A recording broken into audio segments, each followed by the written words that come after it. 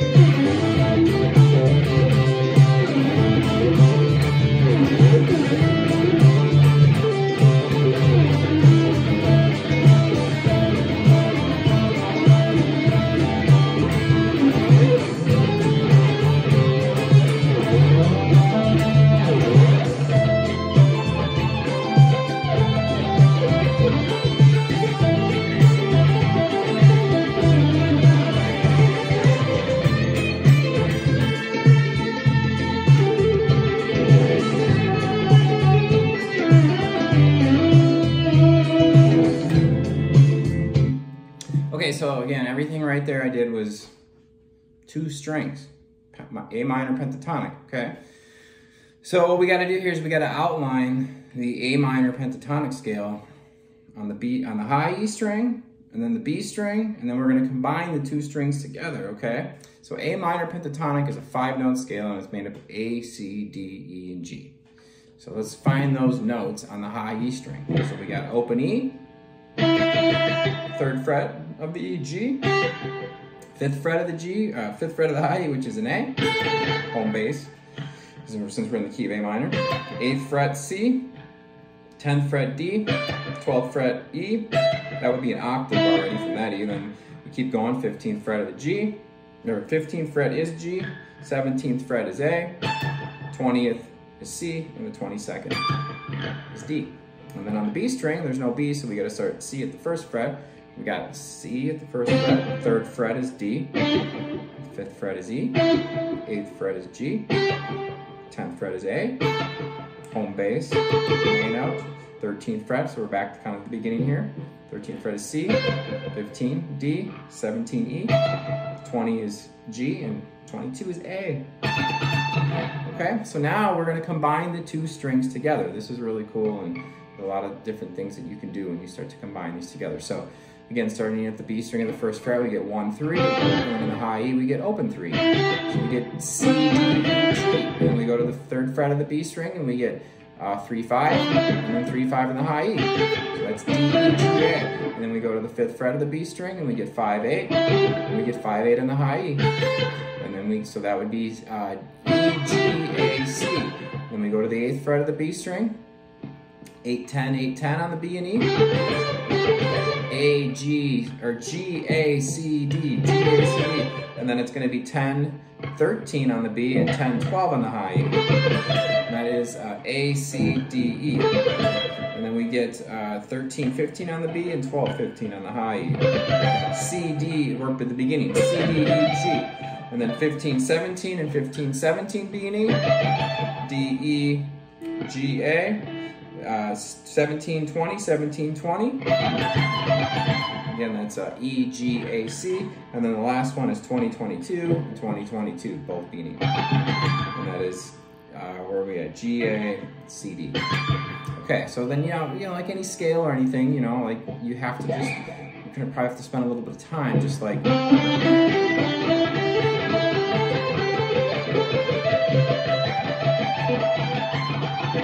and then down.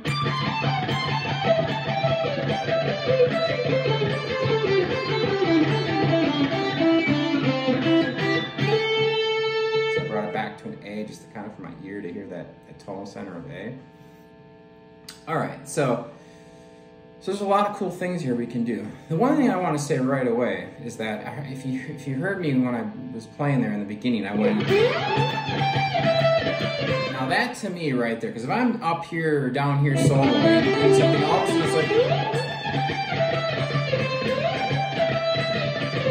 That to me is such a cool sound, right? Like that's what you're not going to get when you play your pentatonics up and down this way. You can't get these big jumps like that, right? Okay? And you got to remember here, I'm not dissing the up and down. You still play that way. It's just if that's all you're ever doing, it gets repetitive, and you know, we're looking to have as many options as possible when you're going to improvise, right? That's kind of what it's all about over years of playing, is you're gathering all these different ideas, approaches, licks, you know. You don't want to just be a lick player, but you know, you still want to learn licks, right? It's because that's an approach. That's one thing you can do. We want to have so many things that you forget things that you know to do, right? I would rather have it that way than only have a couple of ideas that I'm always using and just sound repetitive, right? So, all right, so some of the things I did when I started here was, you know, I kind of created like a little motif when just trying to create a little, you know, just a little motif, right? Just something that keeps repeating. Keep it simple. I didn't want to come in just, you know, like that, right? I wanted to kind of set a mood, and I'm feeling the track out a little bit here, and then I start, once I get once it goes through a few times, I start to get a feel for the track, and then a little bit more comfort with it, and I can start kind of branching out a little bit, right? So for some of you, that's the best thing you can do, is just turn the track on and listen at first before you even start playing, right? So I was palm muting there when I did that, and this ain't easy for me. This is something I got to spend some more time on, right? The tough part here is trying to not create any more noise. So as you can see here, if I start playing these scales and I don't cover the strings here with my right hand, because when I'm playing these notes here, this is all muted out, so nothing can ring out. Now if I don't cover these strings and I start playing these scales, you know, that noise starts to wind up, right? Because this is all being unchecked. So what I see a lot when I teach is people with really high wrists and stuff like this, you know, they get their arm up like this and they start coming back like this, or people get way underneath like this, and they're, you know, you hear that noise just rings out, right? So for some of you, if you just start learning how to control the open strings to be muted when you play, you're going to notice a huge difference in your cleanliness of the notes and hearing everything better, right?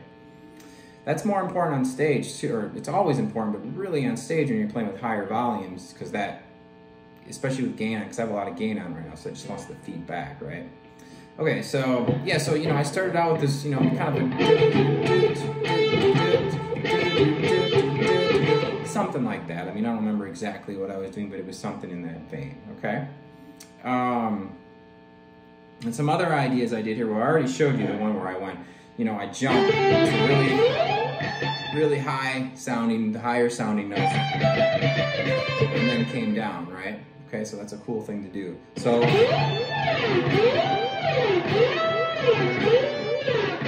that's a little exercise you can do, is just come down, slide up to the highest note, or the A, you know, I'm just sliding to the A. Come back down, slide to the next note, so I'm sliding to the 17th fret, then the 15th, and the 12th, and the 10, and then 8. Okay?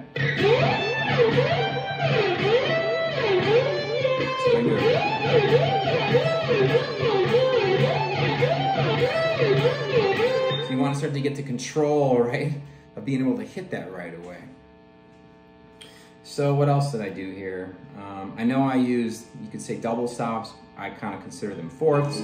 So what I do is if you take these 4-string patterns here, these 4-note patterns, and you start doubling up the strings. So if I take the first one and I go the first fret of the high E and then the open B, or the first fret of the B, open high E, and then 3 and 3 of the B and the E, and then 5 and 5, 8 and 8, 10 and 10, 13 and 12, 15, 15, 17, 17, 20, 20. You can do it 20, 20, or 22, 22, right? So this is a really cool sound, right? These are like fourths.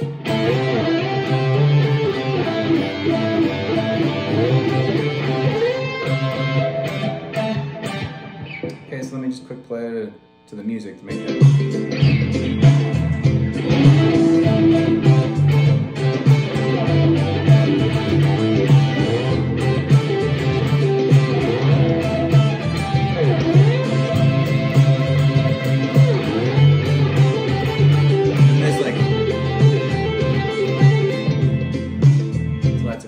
So that's, I'm fretting down it. So all that what there was just those like double stopped fourths. Okay,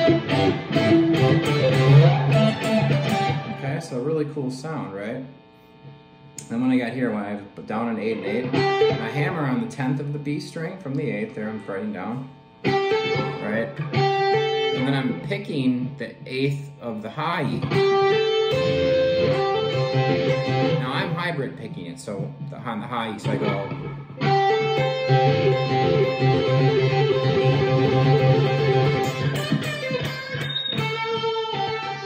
Okay. Another one you could do here would be like fifths. So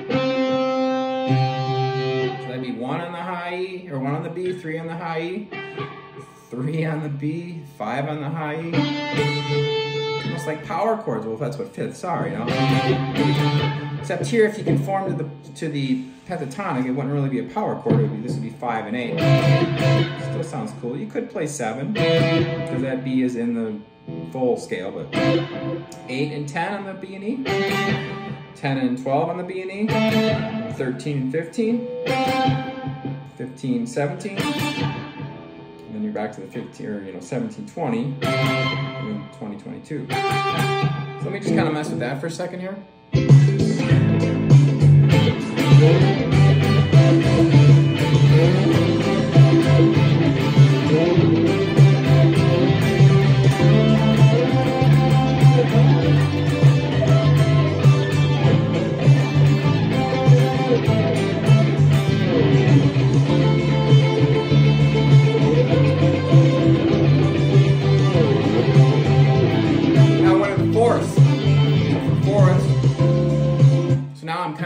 I was going to start jumping around there from the fifths, and then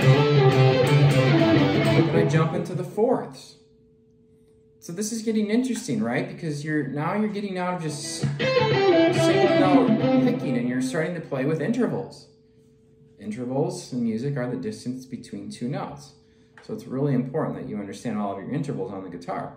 And again, this is something that can start to help you kind of get out of a rut of your improvisation, because like I just said, many of us learn these scales picking single notes and up and down, and that's all we ever do. Well, all of a sudden you start playing these fifths, fourths, and it kind of can rejuvenate your improvisation, or to even take it to another level, right?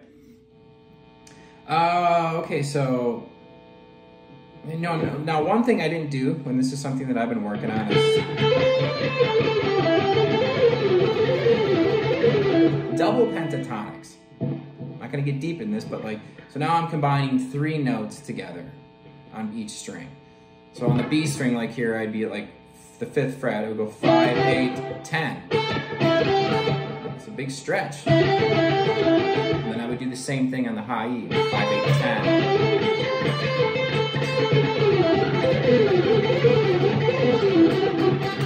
That's tough. That's something I've been trying to get better at recently, is kind of like calling them double pentatonics.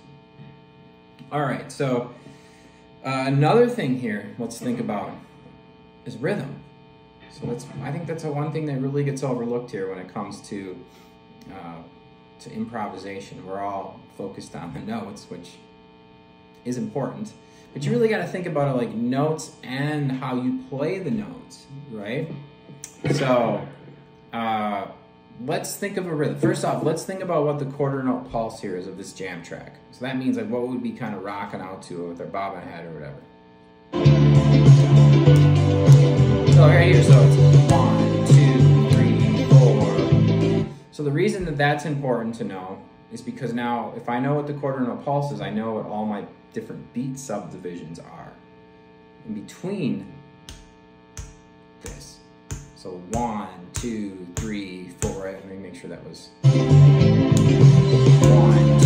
3, 4, 1, 2. So now I have the eighth notes are 1 and 2 and 3 and 4 and triplets, 1 and a 2 and a 3 and a 4 and a 16th notes, 1 E and a 2 E and a 3 and a 4 E and a triplets, 16th notes, bottom in front of me, frontal body, bottom in front of me, frontal body, bottom in front of me. If I could do 30 seconds, that'd be 1 E and a 2 E and a 3 and a 4 and 1 E and a 2 and a 3 and a 4 and 1 E and a 2 and a 3 and a 4, okay? So now, what's the significance of that? Well, if you know your rhythms and you work at rhythms, this is what's going to help start making your lead even more interesting than playing up and down like this, right? Okay? Because again, if I just played, let's just say quarter notes like this, right?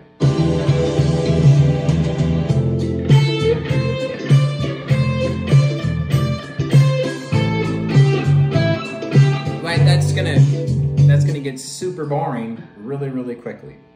Okay? So if we can start infusing our playing with different rhythms, it's going to sound interesting. So let's do this here.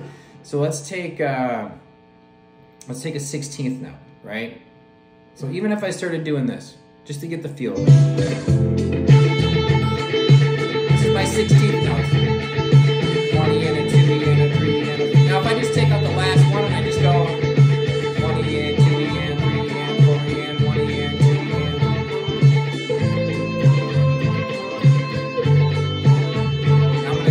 middle, so the and, so that'll be 1 E, 2 E, 3 E, 4 E.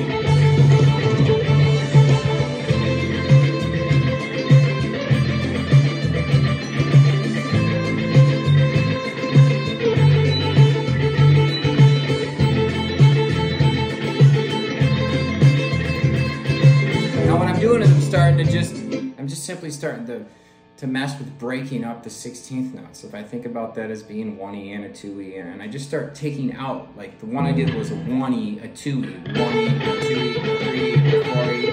The first one I did was 1 E and 2 E, and took out the last one E and the of each beat, 1 E and 2 E and 3 E and 4 E, and so 1 E, a 2 E, a 3 E, a 4 E. I could go 1 and a 1 and a 2, or 1 and a 2 and a 3 and a 4 and a... And that's not the same as triplets, because triplets are 1 and a 2 and a 3 and a 4 and a... Do that real quick, so triplets. So triplets would be 1 and a 2 and a 3 and a 4 and a 1 and a 2 and a... Well, this is 1 and a 2 and a 3 and a 4 and a 1 and a 2 and a 3 and a 4 and a 1 and a 2 and a 3 and a 4, 1 and a 2 and a 3 and a 4 and a 1 and a 2 and a 3 and a 4 and a 1 and a 2 and a 3. Okay, so... yeah, so just starting to get control of your beat subdivisions. Now, for some of you, that may mean just working with a metronome, right? Just turning on a metronome on 60 beats per minute and just working through these different types of beat subdivisions, okay? But again, you know, this really... The thing about this is that when you start to work with your beat subdivisions, is that what's going to happen over time is that this stuff is just going to start coming out in your playing. You're not going to think about it too much. You will once in a while, you know what I mean? But overall, the more different rhythms and the more you work with the metronome and doing all these different beat subdivisions, that this stuff will just start to come out in your playing, okay? And that's what we want, right? When we go to play, especially this stuff, we don't really want to be thinking too much. We want to react. We want to practice and learn it so well that when we go to play, we just play. We don't. It's like we want to forget when we play, in a sense, you know. Okay. So I'm gonna leave this lesson like this for today. I think that's pretty good. I think you guys get the idea here. It's, you know, learn your pentatonics, single strings, and combine two together. So then you can learn the G and the B together, and then the D and the G, the A and the D and the E and the A.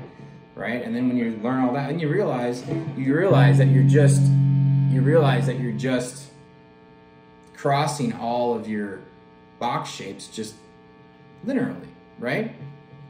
Okay?